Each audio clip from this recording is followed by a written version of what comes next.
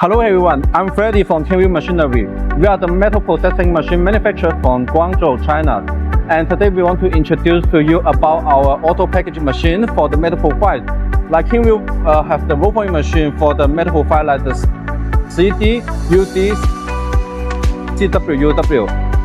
And this project we process for the clients from Belgium, which they already have their roll point machine, and we combine an automatic solution for them, which can help them have the automatic, allow the accelerator input, and the automatic solution for safety.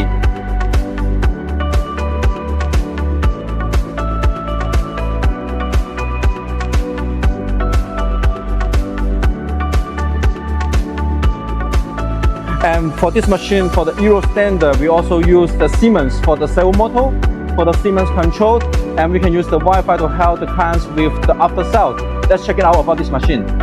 Here we connect with the roll point machine from the front to here the conveyor belt. Then the sensor with the encoders will connect the profile already on the machine. He will put on the correct position, then we will flapping.